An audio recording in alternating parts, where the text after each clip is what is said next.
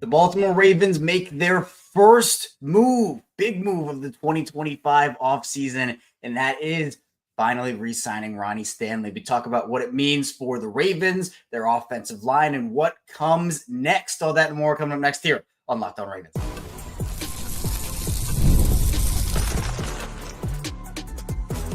You are Locked On Ravens, your daily Baltimore Ravens podcast. Part of the Locked On Podcast Network, your team every day. Welcome into another edition of Locked On Ravens, your daily Baltimore Ravens podcast. I'm your host, Kevin Oestreicher of Ravens Wire, here with you on the Locked On Podcast Network, your team every day. Thank you so much for being here today, making Locked On Ravens a part of your day and your first listen each and every single day, or this evening here, or about 7 p.m.-ish on Saturday night. Free and available for you all podcasting platforms, including in video form on YouTube, where you can like and subscribe to the channel, and in audio form, where you can follow along and subscribe. We're a 5-day week plus more. This is in that plus more category. We're Daily Ravens podcast. So Monday through Friday, we obviously have you covered every single weekday. And then when big news like this breaks, when the Ravens, they have a game, we go live. And we also have some bonus episodes over the weekend as well. And today's bonus episode of Locked On Ravens is brought to you by FanDuel. Right now, new FanDuel customers are getting $150 in bonus bets if your first $5 bet wins. Man, this move, a lot of people were hoping it was coming, myself included, and they finally make it official. Baltimore gets their guy. Ronnie Stanley re-signs with the Ravens, 3-year, $60 million deal.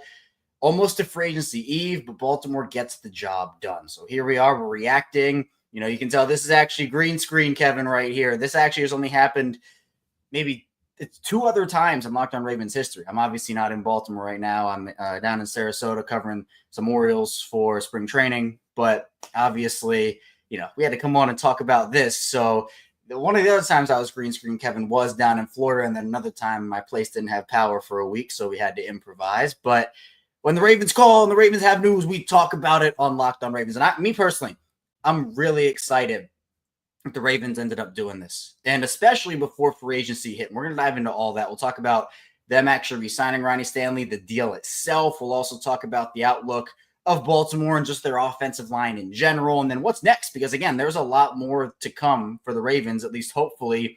Might not be like 10 splash moves on top of one another.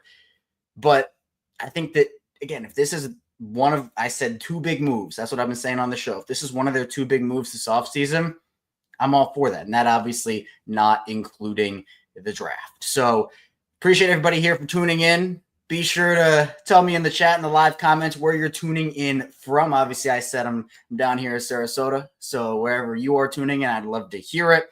And tell me your thoughts about the deal, whether you're watching live or whether you're watching after the fact on YouTube. Just put it in the comments, or whether you're listening in audio form. Be sure to send me a message over on social media, KaleStriker34, Twitter, and Instagram. So, Ravens re-signing Ronnie Stanley. It feels good to say because we've been speculating about it for a really long time. But hey, feels good to actually say it's official. 3 years, $60 million deal. Again, $44 million of that is guaranteed. So there were a lot of rumors and reports that this deal for Ronnie could come in maybe along the $20 to $22 million per year range. Maybe it was going to be 21 to 23. I think this is actually a good deal for the Ravens. If you want to put it in perspective in terms of another offensive line contract that is about similar in value, but has a little bit of difference there. I think the one that you might look at is a guy like Taylor Decker from Detroit. And I'm going to pull up his contract right now. But in Taylor Decker, he ends up having the same amount per season as Taylor Decker, $20 million per year. But Taylor Decker only had $31.8 million of his deal guaranteed. Whereas for Ronnie Stanley, he had that 44. Essentially for Ronnie, he has 3/4 of the money guaranteed in this deal. Ronnie has been a staple on this Ravens offensive line for his entire career. Obviously, when you talk about him and the injury that he had, really many years ago at this point, but it took him a really long time to get back from that. And I know the rumblings and reports were that Ronnie wanted to be in Baltimore and Baltimore wanted Ronnie back. And part of the reason Ronnie wanted to come back to Baltimore was because they were patient with him during his recovery. At least those are some of the rumblings that I've seen out there on social media. And look, it makes sense because it was a really tough road for Ronnie. Not a lot of people knew if he was going to be able to get back to the Ronnie Stanley that we had seen before the injury. And, not that he'll ever be like that Ronnie Stanley ever again, but he had struggled with the injury and some consistency things. And then, so we all know the story, right? I mean, at the end of last season, he ended up chopping off the final year of his contract. He said, I'm going to bet on myself here. And whatever happens, happens. It helped the Ravens out then during that offseason. And the whole thing was if he had a good year, and he did, if he had a good year, he would be able to cash in probably one more time with a big deal in free agency. I was expecting this deal for Ronnie to be anywhere from 2 to 4 years. The Ravens give him 3. I think that's a nice sweet spot. Obviously, you don't want to give him a 1-year deal because you can't spread out that cap hit. For Baltimore and having a 3-year deal, depending on how this is structured, and I would assume I haven't seen any numbers at the time of this recording, but assuming that this is a backloaded contract, Baltimore's going to lessen that cap hit in year 1, add some flexibility for them to maximize the window this season.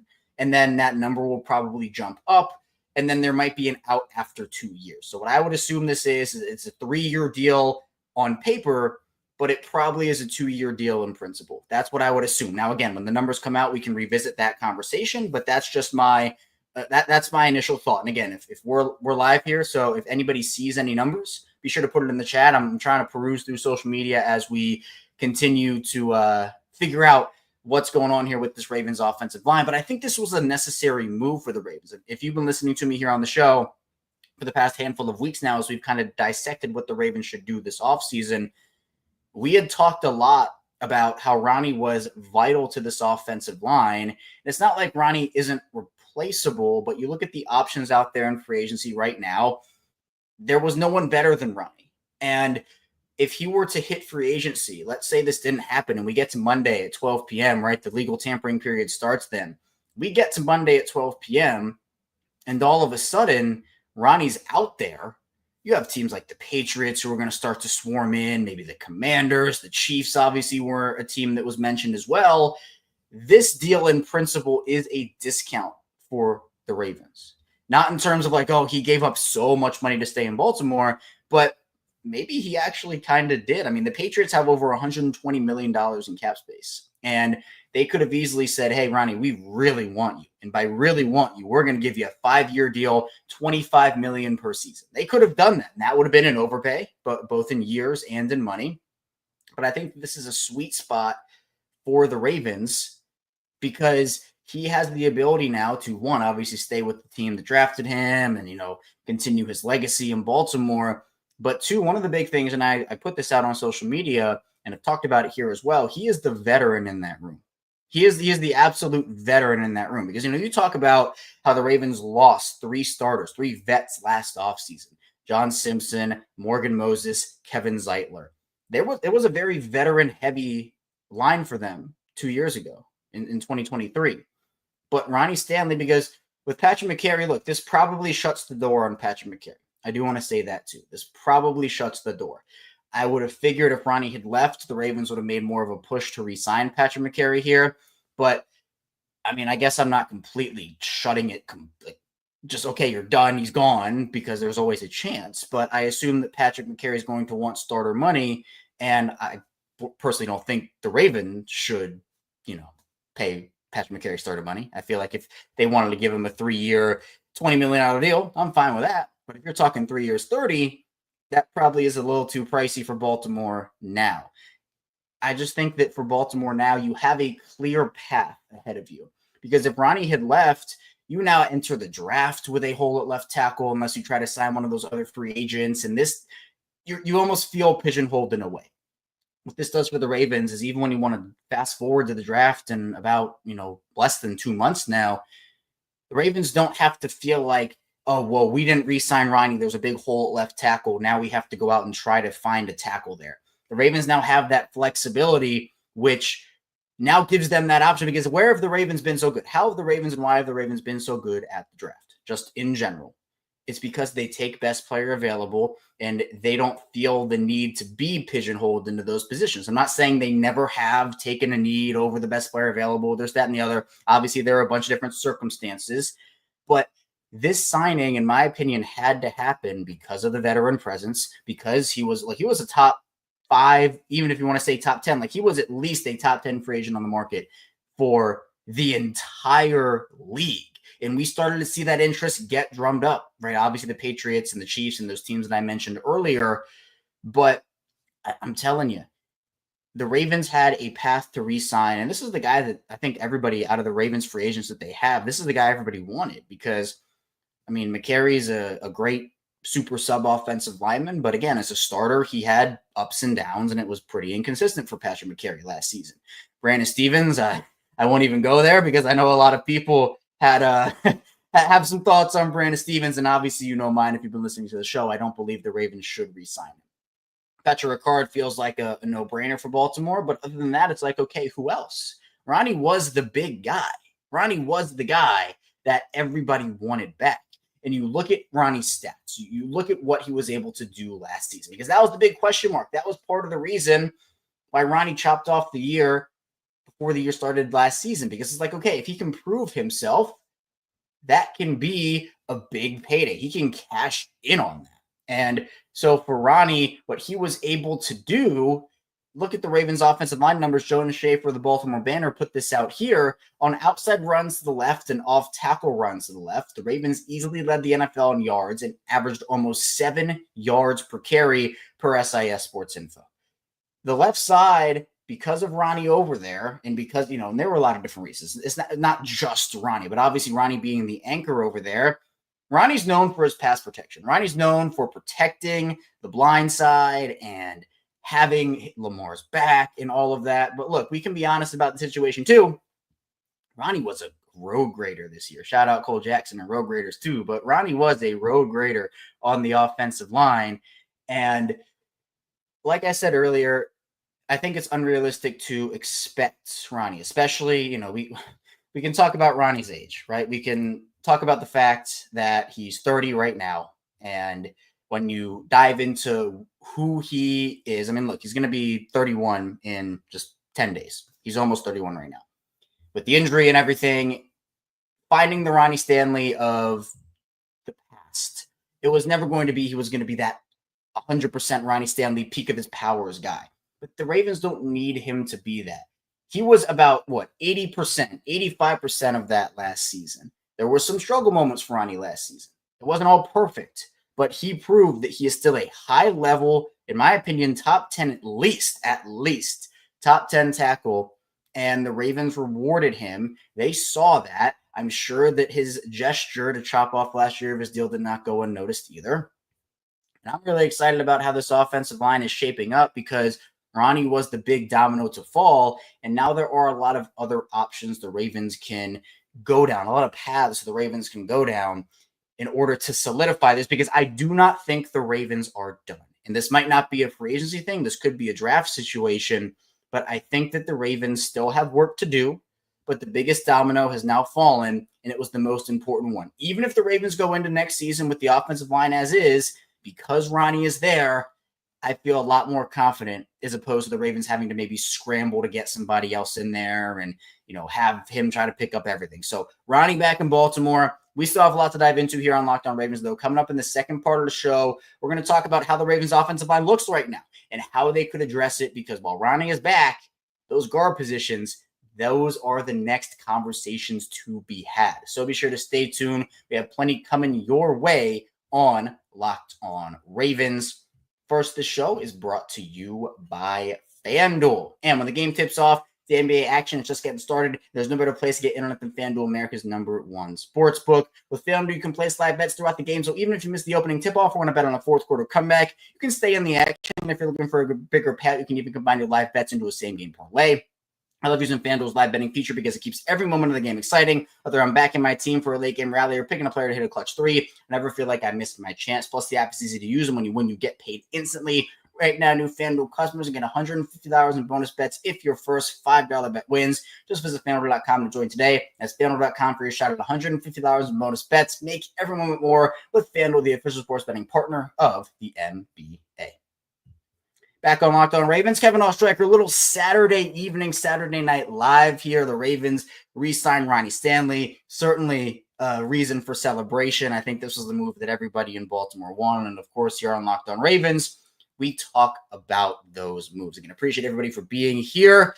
I'm trying to pull up some of where people are tuning in from. Again, obviously, this is green screen right now. I'm not in Baltimore currently. I'm in Sarasota. I see we have Ravens 76B more in Sunrise, Laura, Fort Myers, and we are excited, Laura. 100% Huntington Beach, Arizona, North Carolina, St. Pete, Vancouver. We have so much. Essex, Maryland.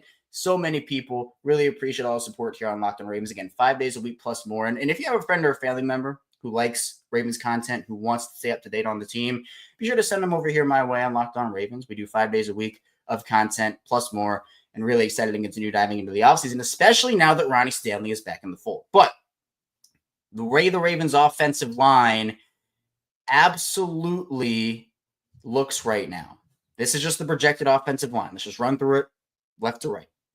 Ronnie Stanley is the left tackle. Andrew Voorhees would be the left guard. Tyler Linderbaum would be the center. And then you have Daniel Falele at right guard and Roger Rosengarten at right tackle. Those are your 5 right now. You feel confidence with Ronnie, with Tyler, and with Roger. Those are your 3 guys. And by the way, just another thing, the Ravens can now keep Roger Rosengarten at right tackle. They can continue to develop him there.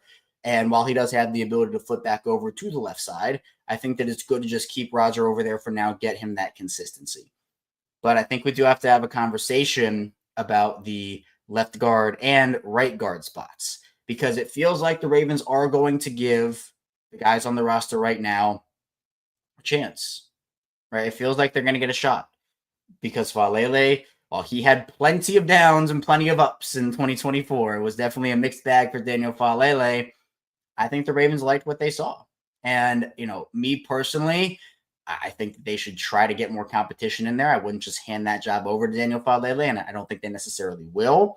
But if I just had to guess, he probably enters camp as the right guard favorite. The left guard is a lot more of a different conversation because, again, we're just projecting out here that Patrick McCary probably will not be a member of the Ravens, right? And that I'm pretty sure that that's probably going to happen. Who knows, right? I'm not saying 100% positive, but we'll see. But now, and I see Tyler saying this here, I think we can get a really solid guard in the 2nd or 3rd round. I agree. I know that a lot of people are looking at guys like Tate Ratledge or, I know Tyler Booker is the big name. I know he didn't, some of the combine drills, he didn't really do that well in. And look, if the NFL wants to let Tyler Booker fall to the Ravens at 27, hey, I'm just saying, I'd be okay with it. Tyler Booker is one of my favorite players in this entire class. He's super physical. His answers at the combine remind you of like a Ben Powers who says, he likes to see the soul leave his opponent's body. Super powerful guy. You don't have to have speed to be a good NFL player. Just because the 40 doesn't work out. I mean, hey, let's look at Kyle Hamilton. He fell due to his 40 time. Now the Ravens have one of the best, not only safeties, but defenders in the entire NFL. So I think that if a guy like Booker falls, that's a no-brainer pick. But then you also do, and to Tyler's point, I think the Ravens can get a guy there, and I would expect Baltimore, despite the fact that now they don't need to address the tackle position anymore, because if Ronnie hadn't re-signed, we would have had a different conversation about, well, what does this mean for their draft? Like we talked about earlier, do they have to take a tackle in the 1st round? Do they maybe have to trade up for a guy? They have a lot more options at that position. But if they can get a guy in the 2nd round, I know they liked a lot of mid-round guards last year, and they just, they took Rosengarten in the 2nd, and then by the time they were up in the 3rd, a lot of them were gone. But this is the year where I would probably expect, if I just have to do like a prediction, and we'll talk about this a little bit on Monday as well, when we have our mock draft Monday. I'll do a mock draft Sunday for tomorrow. I would probably expect Baltimore to take either defensive player in the 1st round or a Booker or an offensive lineman that falls, like a really talented guy. I see Connerly here, Connerly from Oregon, maybe they turn him into a guard. That'd be something. I would love that, honestly, because we see a lot of guys kick inside and it works out. Now, he's a really talented player too, but maybe a guy like that falls, the Ravens take him, they convert him, or they get a talented guard there. But what they could also do is take a defensive player, or I don't really think they take a wideout. I think really defense is where they're going to go first round here, whether it's edge, defensive lineman, super deep defensive line class. They don't have to do that. Maybe it's a corner. Maybe it's another safety. I don't know. But I think that they will take a defensive player in the first round and then a guard / tackle offensive lineman in the second round, right? That's where I feel like their draft is going to go. I don't think they're going to try to kind of force anything there because they shouldn't. If they go into the year with Falele and Voorhees, that's not ideal to me. It's not. I feel like they need to still upgrade. But, I mean, it would – you don't feel like it's the worst offensive line in the league. There's a lot of unprovenness and uncertainty there. But I don't know. It feels like to me that the left guard position is going to be the one that they really focus on. And then it feels like right guard, they really are sold on Falele. Now, again, would that be the decision I make? If I'm the Ravens, that wouldn't be me. But just going based off of like what the feeling is and like kind of how I interpret things, that feels like it could be that. And Tyler here saying Tyler Booker, Benjamin Morrison, Mike Green, and Malachi Starks. And yeah, that's again a litany of different positions that the Ravens could go after in the first round. They have options now. And that's one of the things that re-signing Ronnie does for them. Like we talked about, is they ended up opening up other pathways. And again, this classifies as a big move to me. It classifies as a big move with the Ravens cap space, and they're going to have to make some moves. They're going to have to make some cap moves, and maybe that'll happen as we're on live here. Maybe it'll happen when we get off. If they do happen when we get off, we'll talk about them on Monday's show as we kind of do a last preview before free agency starts there. But this Ravens team now, it just feels like the offensive line is a lot more solidified, where it feels better going into free agency. One, having locked up the best offensive lineman on the market. 2, keeping that offensive lineman away from your rivals. 3, it's not an overpay because, again, if this was like a $25 million per year contract, I think the reaction would be a little different. You know, it's okay, yeah, like, great, Ronnie's back. But, I mean, you know, you're wasting a little bit of money there. If it's $25 million, was there any pressure there? So, again, does a Derrick Henry extension happen? Does Lamar Jackson's deal get revisited? Does Owe not resign, I guess, is he extended? Although with the Greg Rousseau deal, Owe's future in Baltimore looks a little more uncertain. They can restructure guys. You know, Marlon Humphrey, Mark Andrews is obviously a big contention point here in terms of what his money could free up. Roquan even. But they are going to have to make some moves because I think they can do enough of that to have 1 or 2 big moves remaining on the docket. And then you can kind of figure out from there what the pathway is. Because if the Ravens, let's just say, I see, where's the comment here? You got to look at Zay here saying it'd be nice to steal Joey Bosa from teaming up with his brother if Joey goes to, obviously, San Francisco to team up with Nick Bosa. But if the Ravens sign Joey Bosa, they're going to have less of a need to take an edge in the first round unless it really like, again, if Mike Green falls, for example, one of those guys. So if you sign Joey Bosa, well, then you can maybe focus on if Malachi Starks falls or Nick Ward, one of those guys. If the Ravens trade for Jair Alexander, let's say that's a big move they make. Who knows? If they trade for Jair Alexander, well, the secondary might not be as big of a priority, and you can go in and maybe take an edge or maybe a defensive lineman. But if they sign a Jonathan Allen, well, then do you take a defensive lineman in the first round too when that class is so deep? But the key here is I don't have to say, but you might have to reach for a tackle, but you might have to reach for an offensive lineman. The Ravens don't operate that way anyway, but if there's a situation where, like, even last year is a good example of this, if we're being honest, where the Ravens needed offensive line help. There was a lot of talk, whatever you want to say about it, and the Ravens take Nate Wiggins because there was a run on offensive line before the Ravens picked, and they didn't feel comfortable with grades taking a guy that, you know, Tyler Guyton was the last player that was picked. It was by Dallas. They didn't feel comfortable reaching for an offensive tackle despite needing offensive lineman help. So they took Nate Wiggins, who was, again, very highly graded on their board anyway, but then they waited for the next wave. They got Roger Rosengarten and took him ahead of other guys, and it worked out for them. So they don't have to be pigeonholed. Not that they would have done that anyway, as I said, but still it opens up all of those different moves for you. And look, DPG, I'm on the same page as you. Josh Sweat, he and Grover Stewart from the Colts. Those have been my two. I need this guy on the Ravens. Like the underrated defensive linemen. Grover Stewart and Josh Sweat have been my guys for years now. And this is an opportunity. I would love it if the Ravens signed Josh Sweat, by the way. That'd be like an absolute dream for me. I don't know how realistic it actually is. And Jabo, anyone willing to take a flyer on Jair Alexander? I am. I mean, I personally am. I would love Jair. We actually talk with Sam and Njoku every week here on the show, and he's a big Jair Alexander guy too. So I would absolutely love that move as well.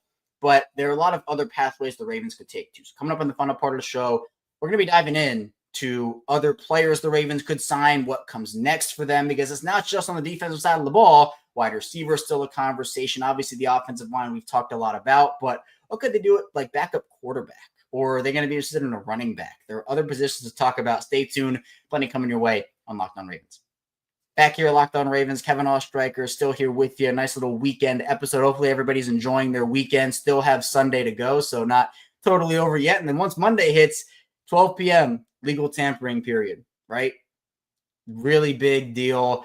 We're going to be live here on Locked On Ravens. If the Ravens make moves, we'll definitely have a live regardless. Like even if the Ravens don't make moves, we might go live on Monday just to have like a free agency day one recap. Maybe the Ravens will lose a couple players, and we'll talk about that on there as well. So be sure to stay tuned for that. Hit that like and subscribe button in video form and obviously audio form too. We've built up such great communities here on Locked On Ravens. It's been incredible to watch the show grow in video form and audio form, social media, subtext. It's been an unbelievable journey here for me. Started this thing up in 2019. I've never missed a weekday episode, 1,460 consecutive weekday episodes of this show.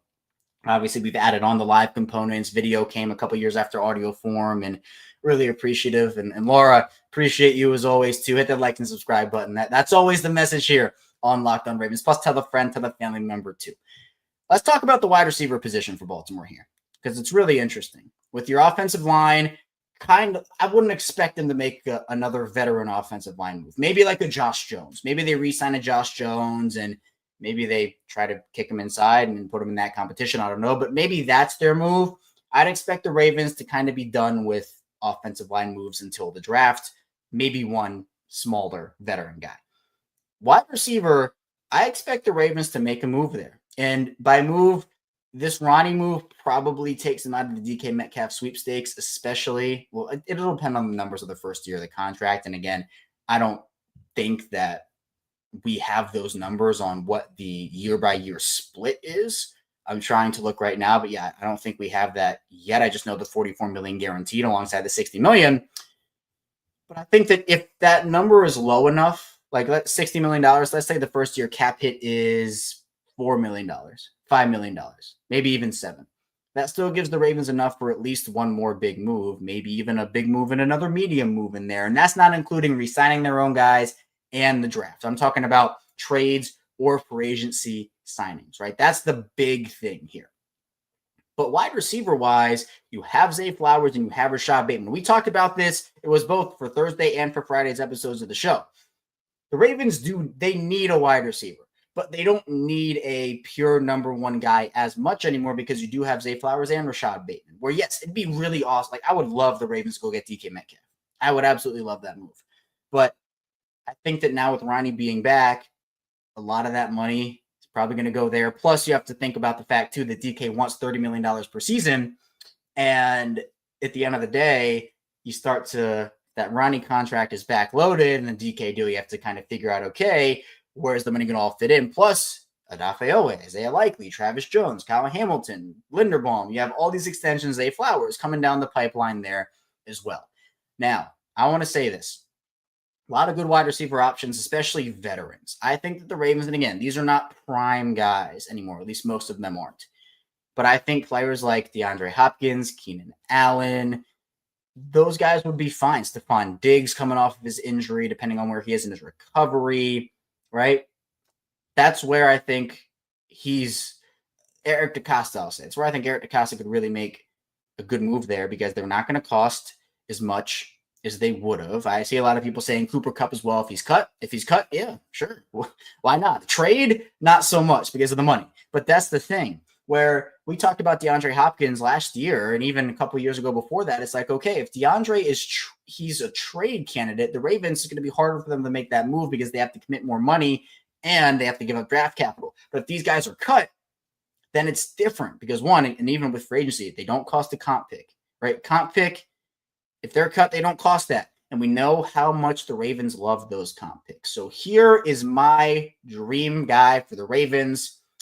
I saw Ron put it up here. Offer Davante Adams the veteran minimum. I'm with Ron here on Davante. Now, Ron, I'm not sure the veteran minimum is going to be the deal Davante takes. I think Davante is going to get a lot more than that. He's still really talented. In my opinion, he's still a wide receiver one. I think he's still that good. The thing with Davante now is we were talking about him as a potential trade candidate for the Ravens. Again, that wasn't going to work because of the money and the potential draft pick they would have to give up anyway. But now that he's not going to cost a comp pick. He was cut. And the fact that, people are kind of down on him because of the whole Jets thing. But I'm not down on him at all. That's not my thing. I love Davante. I think he's super talented. I mean, you look at what he did against the Ravens in week 2. The Ravens couldn't stop him. The Ravens could not stop him. John Harbaugh said he had nightmares about Davante, right? He said, yeah, we did it, but we couldn't cover Davante. Right? That was the big thing. If you put Davante in this offense with Zay Flowers and Rashod Bateman, and it doesn't cost them a lot, like if you sign Davante to a 2 or 3 year deal, that to me is absolutely perfect. Now, if it is a Keenan, if it is a DeAndre Hopkins, a Stephon Diggs, that's fine. Right? I think those are still fine moves because, again, veteran guy, they tried this with Deontay Johnson. They tried it with him. Obviously, we know it didn't work for many different reasons off the field. But in my opinion, the reason the Ravens did that was because it can't just be Zay Flowers and Rashod Bateman and not a lot else at that position. Yes, you have Mark Andrews, or at least right now you have Mark Andrews, and you have Isaiah Likely as well. But a good, solid third wide receiver. Because let's imagine the room like this. I'm just going to use Davante as an example. You can plug in any veteran receiver. I saw people who were saying Darius Slayton. There are a lot of other guys too. Tyler Lockett got cut, et cetera, et cetera. But just Zay Flowers, Rashod Bateman, Davante Adams. Let's say they re-sign Tylan Wallace and they have Tez Walker and they take a mid-round wide receiver. Let's just say like Nick Nash or someone like that. That's a really good wide receiver room. That's a really, really good wide receiver room. And Davante honestly would make this offense even more levels of unstoppable than it already was at times during the 2024 season. And to me, that was it. And this is a good point here.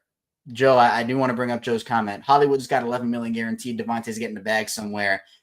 It might be too much. And that's why I said it's more of a dream. Like I would probably more realistically expect, I would not be shocked if it's DeAndre. The Ravens have had interest in him in the past. Lamar has said he wants to play with him in the past.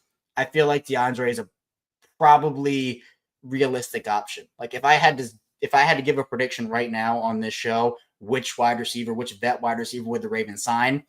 I'd probably say Davante. See, I'm in that mode. I want to say Davante. I'd probably say it's DeAndre Hopkins. My prediction would be DeAndre Hopkins. But now you have, like, again, Tutu Atwell got $10 million. Hollywood Brown's got $11 million. Joe said that here. It's a really good point. So that's where I'm saying, is that the big move you want to make? Or do you want to go and sign? Like, I wouldn't be shocked if Darius Slay is a Raven. I think Darius Slay at the right price, you let Brandon Stevens go, and you have Nate Wiggins, Marlon Humphrey, Darius Slay, TJ Tampa, other guys in that room as well. That's a really solid room also. Like, the Ravens love 3 cornerback rotations. Darius Slay, while he's not the Darius Slay of Detroit or even, first year in Philly or whatever, he still is a solid player. Again, he's on the older side. I think he said he's going to play 1 more year, if I'm not mistaken. At least that's what I remember happened. That could be another option. But what about the edge position? And I see George making a good point about Harold Landry. We talked about Joey Bosa as well. Harold Landry got cut.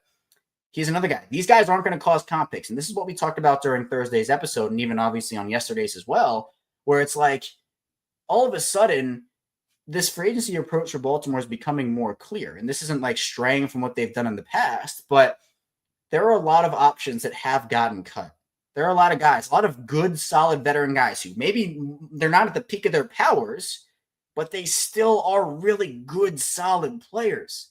right? Even a guy I see Jeremiah saying Amari Cooper, who I'm not as high on personally, just because I don't know what happened in Buffalo, and the Cleveland thing earlier in that season was weird. I have no idea what happened with Amari Cooper. And so I'm a little more hesitant on him. But even still, if it is Amari Cooper, it still is not a bad move. Oh, Cooper Kupp. Okay. Yeah. All right. Yep. I see. Jeremiah and C. Max Mill. See, Amari is a free agent too, though. But Cooper Kupp, yes. I think Cooper would be a really good signing too, if the Rams do cut him. And I think he hasn't been cut yet, has he? I think they're just talking about it, because it seems more unlikely they're going to find a trade partner for him. I think they lowered their asking price. But if he is cut, then that's another option that they could use. So again, it's all these different positions. Plus, the tackle position, you're set now. You're good. Guard, you can make those moves, but where do the Ravens go in free agency elsewhere? I think they re-sign maybe guys like Malik Harrison, maybe a Chris Board. Obviously, we talked about Patrick Ricard, talked about Josh Jones, backup quarterback Gardner Minshew. I think maybe Josh Johnson comes as like the third quarterback for them, like number 3 emergency, but maybe Gardner Minshew makes sense. I think that does make sense. Again, another cap casualty, no comp pick. So we're going to have a lot more covering free agency on Locked On Ravens. Obviously, we'll have Monday's episode come out, and if any other big moves happen before that, we'll have that too. But really appreciate everybody for tuning into the show today. You know, this was awesome. I love these live shows. We don't get to do as many of them because the Ravens aren't playing in season, but as many as we can do. I love all the support. I really do appreciate it. So be sure to hit the like and subscribe channel and like and subscribe button to the channel. There we go, in video form, and also follow along and subscribe in audio form as well. Of course, we'll be back here on Monday. We'll preview our final free agency things and kind of dot our I's and cross our T's, and see you right back here soon on Locked On Ravens.